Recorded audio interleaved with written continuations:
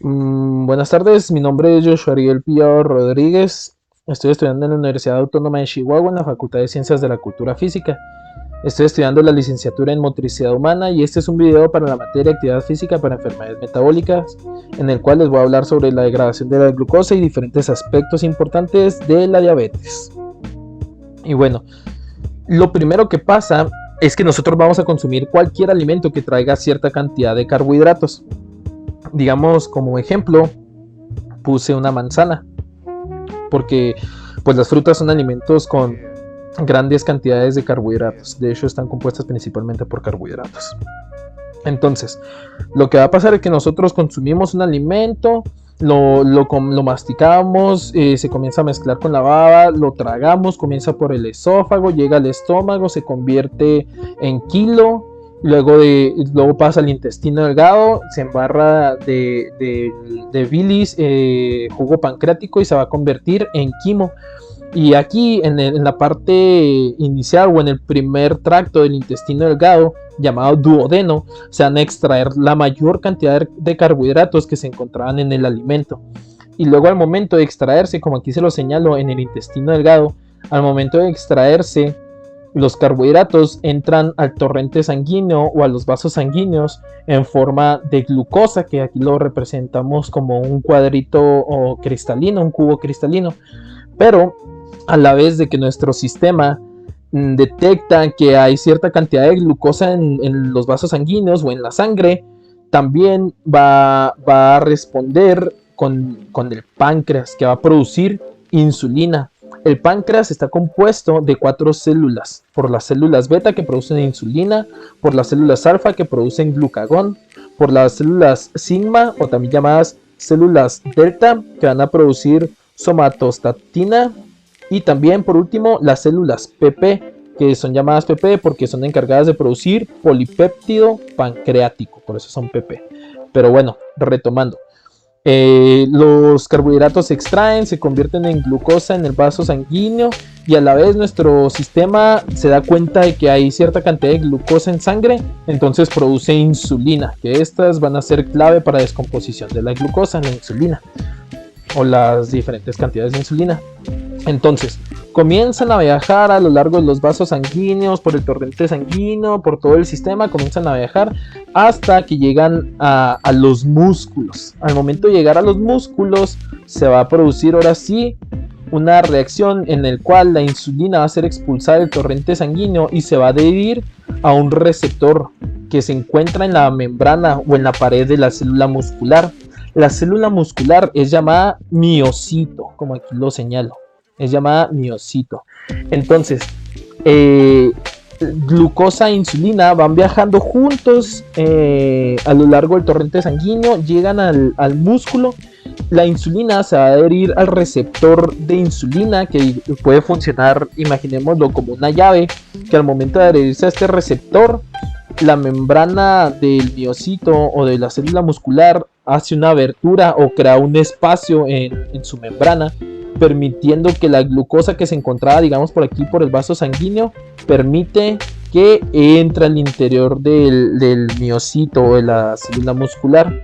Y entonces, ahora sí, en el interior de la célula muscular va a haber dos maneras importantes en que la glucosa se va a degradar o se va a descomponer. Claro, todo esto es ayudado por esta sustancia llamada GLUT4 que va a ser la encargada, digamos, de transportar a la célula por lo largo y ancho de toda a la glucosa a lo largo y ancho de toda la célula. Entonces, ingresa a la célula el GLUT4, que es llamado GLUT4 porque significa glucotransportador 4, se adhiere a la glucosa y comienza a llevarla, digamos, imaginemos que de la mano comienzan a viajar juntas por la célula muscular o por el miocito. Y finalmente va a haber dos maneras en que la glucosa se degrade. Una va a ser la glucólisis, que esta sucede cuando la glucosa al momento de ingresar al miocito se convierte en piruvato. Luego de piruvato se hace acetilcoenzima A, luego pasa por un ciclo llamado el ciclo de Krebs, que son una serie de reacciones químicas y cambios químicos Luego de pasar por el ciclo de Krebs, se va a convertir va a pasar por la fosforilación oxidativa para finalmente ahora sí convertirse en ATP o para producir energía que nosotros vamos a necesitar pues para diferentes actividades en nuestro día a día. Pero la otra manera en que la glucosa se puede degradar es que se comience a almacenar. La glucosa se comienza a almacenar, no se descompone, no se convierte en piruvato ni se convierte a ATP, sino que se comienza a almacenar en el músculo. Y cuando ahora sí la glucosa como nuestro cuerpo no requiere energía en ese momento, pues la glucosa se adhiere al músculo y se va a convertir en glucógeno. Algo importante a mencionar es que nuestro sistema solo puede depositar cierta cantidad de glucógeno. Entonces, si nosotros excedemos estas cantidades de glucógeno que nuestro sistema puede almacenar, pues el glucógeno que antes era glucosa ahora se va a convertir en grasa. Y es por eso que también el consumo excesivo de carbohidratos pues nos puede producir que las cantidades de grasa en nuestro sistema aumenten, porque se convierte en glucógeno. El glucógeno, si se sobrepasa la cantidad de glucógeno que puede almacenar, se convierte en grasa. Y bueno, esta es la manera en que se degrada la glucosa. Un repaso rápido: consumimos algún alimento con carbohidratos, y luego estos carbohidratos son extraídos del alimento y entran al torrente sanguíneo. A la vez nuestro sistema lo detecta que hay glucosa en el torrente sanguíneo y produce insulina. Viaja a lo largo del sistema hasta llegar al músculo y llega específicamente a las células de las que está compuesto el músculo, que es el miocito. La insulina, que sirve como llave, se adhiere al receptor que se encuentra en la membrana del miocito. La membrana del miocito se abre o crea un espacio, permite que la glucosa ingrese, y ahora sí dentro del miocito de la célula muscular hay estos dos caminos, que se va a convertir en glucógeno y si excede estas cantidades en grasa, o va a pasar por una serie de procesos químicos de descomposición y demás hasta convertirse en energía o en ATP. Estas son las maneras en que se degrada la glucosa. Y bueno, ahora voy a explicar sobre la resistencia a la insulina. Cuando nosotros consumimos algún alimento, se produce la hiperglucemia transitoria. ¿Qué es hiperglucemia? Pues es una cantidad que aumenta la cantidad de glucosa en sangre. No tiene que ser una cantidad excesiva. Cualquier cantidad que sea mayor a la cantidad de glucosa que nosotros ya traemos en sangre y que aumente, se le va a llamar hiperglucemia. Pero a la vez, al momento en que ingresa la glucosa, como ya lo vimos, que el páncreas produce insulina, pues por ende se va a producir la hiperinsulinemia, que es cuando la cantidad de insulina en sangre aumenta. Entonces, al consumimos un alimento, se produce hiperglucemia transitoria y el páncreas produce insulina y se produce la hiperinsulinemia. Porque es transitoria. Transitoria significa que llega, dura un momento y luego se va o desaparece. Es transitoria porque se produce la hiperglucemia y ahora sí va a pasar esto, que la glucosa viaja por el torrente sanguíneo, la insulina también llega al receptor. Aquí, al momento de que la insulina llega a diferentes receptores de las diferentes células, de las grandísima cantidad de células musculares que tenemos, pues la hiperinsulinemia ya no es hiperinsulinemia, ya se regulan los niveles de insulina en el sistema. Y de igual manera, al momento de que la glucosa ingresa y se convierte en glucógeno o en ATP, pues la hiperglucemia va a desaparecer, o sea, va a terminar. Entonces, por eso es transitoria. Pero hay algo importante aquí. Cuando las personas llevan una dieta alta en carbohidratos, que en su día a día consumen bastantes cantidades de carbohidratos, que consumen alimentos ricos en azúcar o en carbohidratos, se va a producir la resistencia a la insulina. ¿Y esto por qué es? Porque va a haber una hiperglucemia constante, o sea, va a haber una cantidad de glucosa en sangre constantemente, pero va a ir en aumento, y luego termina, apenas va a terminar esta degradación de glucosa, nosotros ingerimos otro alimento con grandes cantidades de carbohidratos, o ingerimos muchos alimentos con grandes cantidades de carbohidratos. Entonces va a haber una hiperglucemia, o sea, va a haber constante, o sea, va a haber altos niveles de glucosa en sangre constantemente. Y por ende también va a haber una hiperinsulinemia constante, o sea, va a haber una producción constante y no va a parar el páncreas de estar produciendo insulina. Entonces, lo que pasa es que va a llegar un punto en que el miocito, aquí representado de forma más estructural, por así decirlo, lo que va a pasar es que el miocito se comienza a acostumbrar a estas grandes cantidades de glucosa en el sistema, se comienza a acostumbrar a estas grandes cantidades de insulina en el sistema. Entonces lo que va a hacer es que ya no va a aceptar, el receptor ya no va a aceptar a la insulina, simplemente lo va a rechazar. Es como si dijera, ¿sabes qué?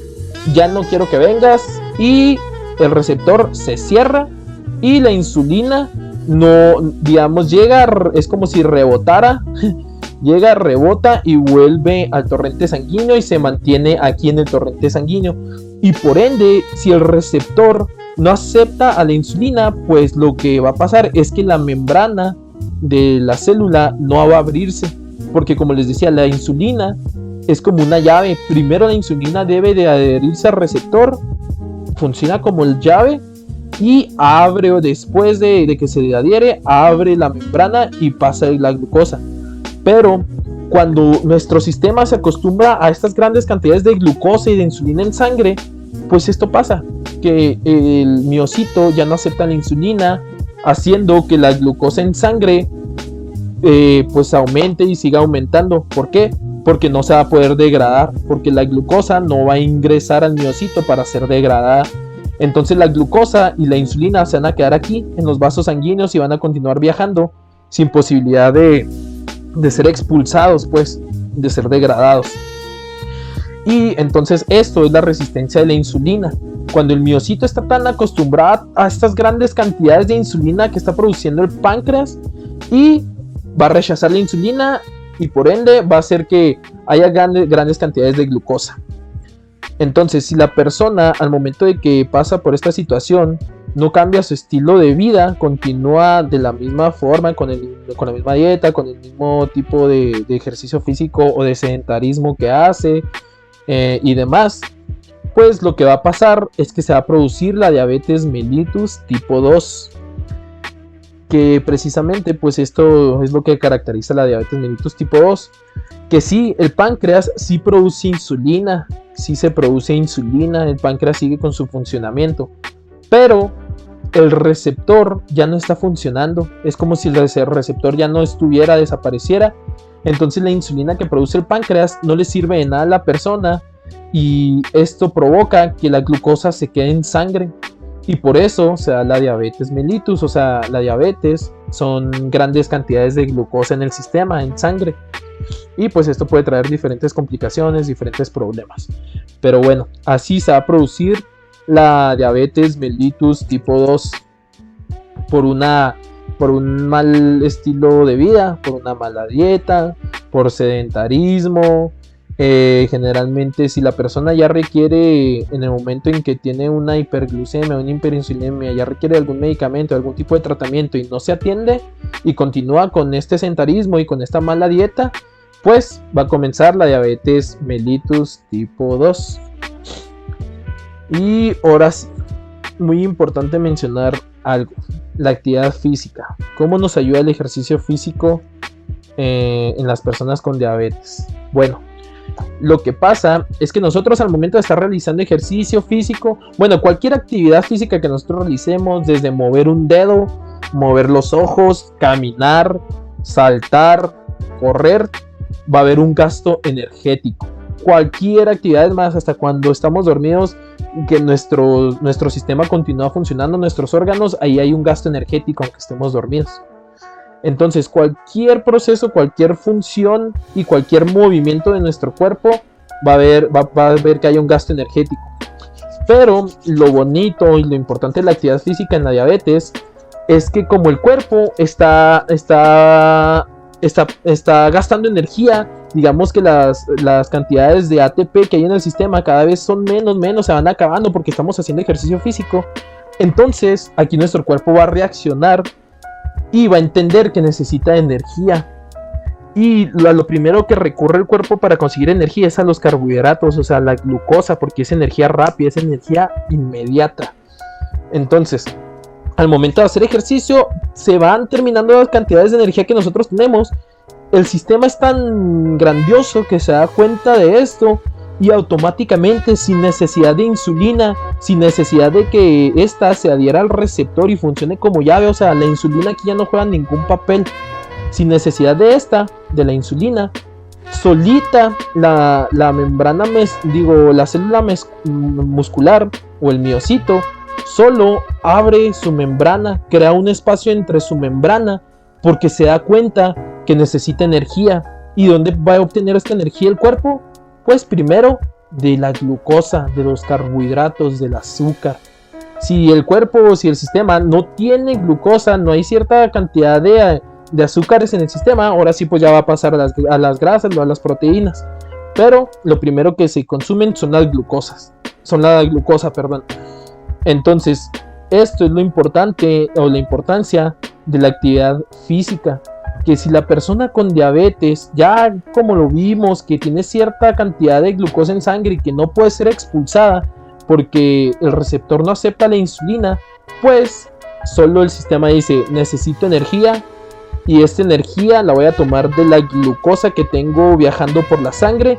Entonces voy a abrir la membrana del miocito y voy a permitir el paso de cierta cantidad de glucosa, luego se cierra otra vez y ahora sí ya pasa este proceso que va a pasar la glucólisis, que como el sistema requiere de energía, pues el proceso por el que pasa la descomposición de glucosa va a ser glucólisis para finalmente producir ATP, que va a ser la energía. Y esta es la importancia de la actividad física en la diabetes. Y por último, hablando ahora sí ya de actividad física, les quiero hablar del modelo trifásico y del modelo interválico, que van ligados de cierta manera. Bueno, vamos a enfocarnos primero en esta imagen. Aquí represento el modelo trifásico y en esta otra represento el modelo interválico. Pero primero vamos a esta. El modelo trifásico, como su nombre lo dice, trifásico, 3 fases, va a estar compuesto de 3 fases precisamente. Fase 1. La fase 1 va a ser aeróbica, o sea, va a ser de mayor consumo de oxígeno. Y luego la fase 2 va a ser una fase mixta, en la cual se encuentra entre lo aerobio y lo anaerobio, que lo anaerobio es un menor consumo de oxígeno. Y por último vamos a pasar a la fase 3, donde hay un menor consumo de oxígeno, que es la fase anaerobia. Entonces, es importante mencionar, aquí represento el umbral aerobio y el umbral anaerobio. Estos puntos va a ser el punto máximo, digamos, donde la persona va a poder trabajar ejercicio físico aerobio de este lado.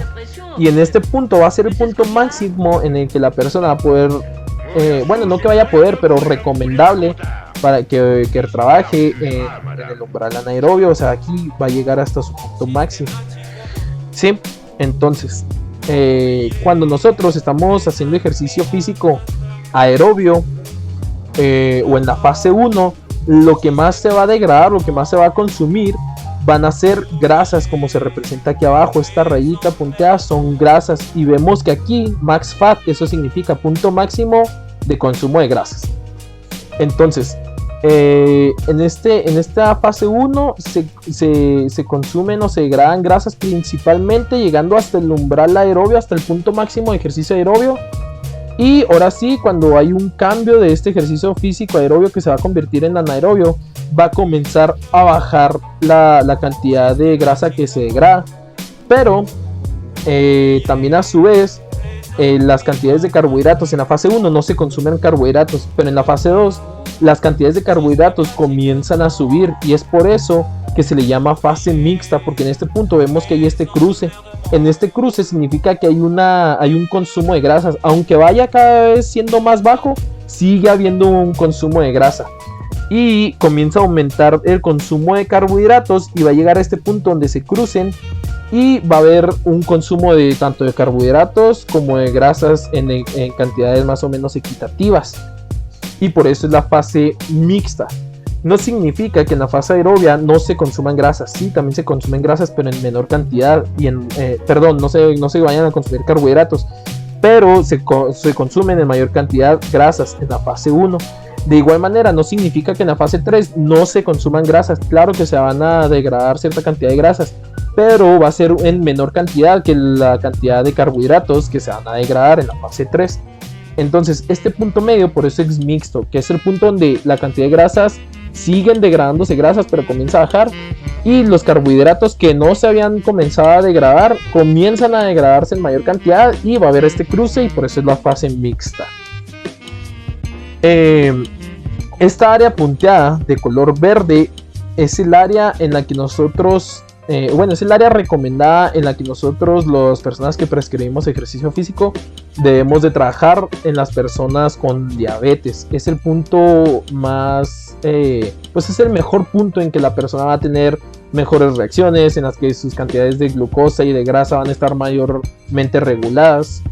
Y por esto mismo, como les menciono, como hay este consumo de grasas y de carbohidratos, es el punto más adecuado para personas con diabetes, ya que va a tener un impacto en su condición, o sea, en los carbohidratos, en las cantidades de azúcares en su sangre, que van a comenzar a degradarse.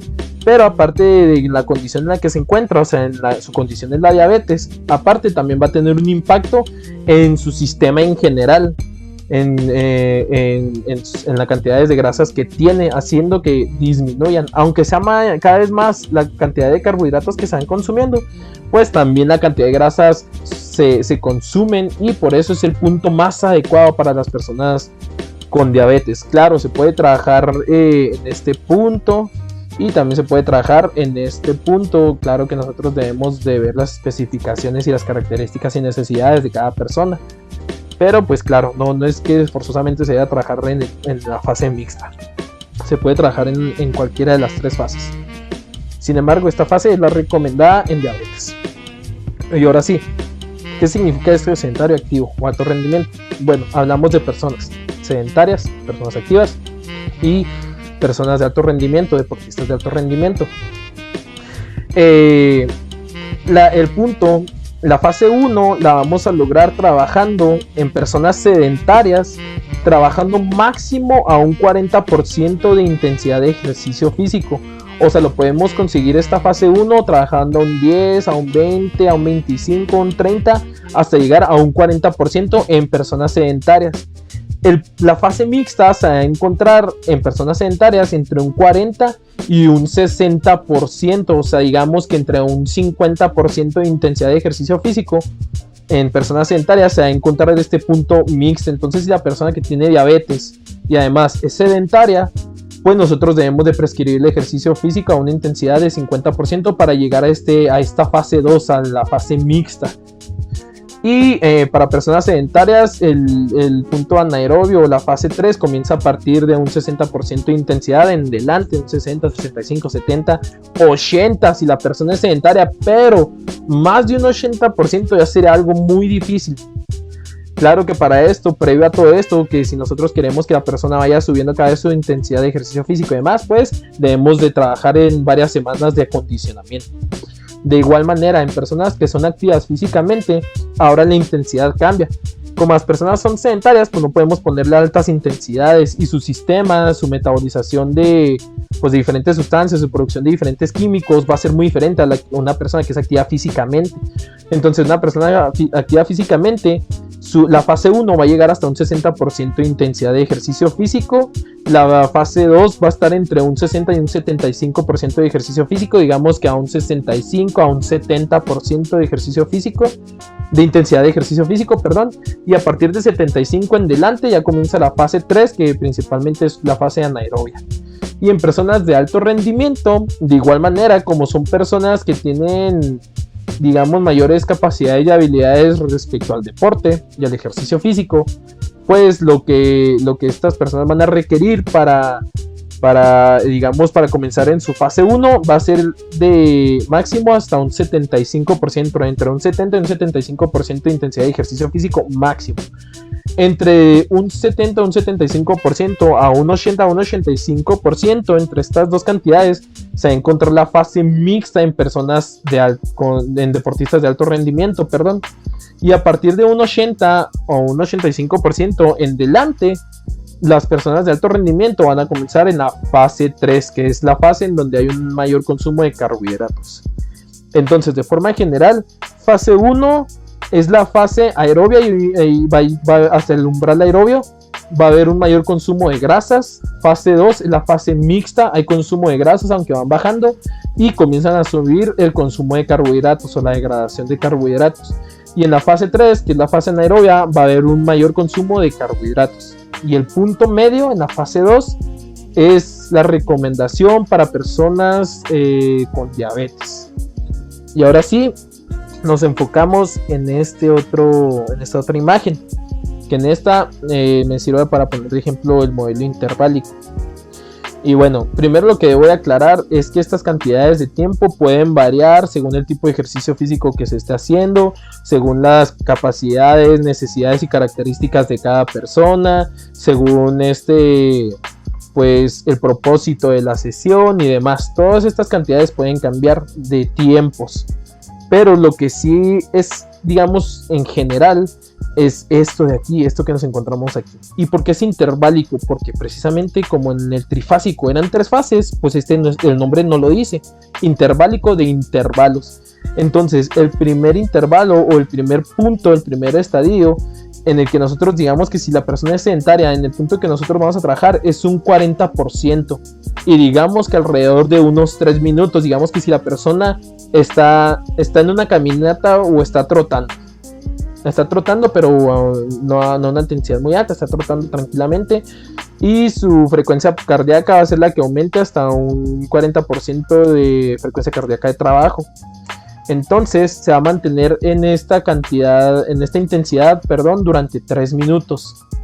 Como les decía, esto puede variar, pero bueno, este es el ejemplo que estoy utilizando.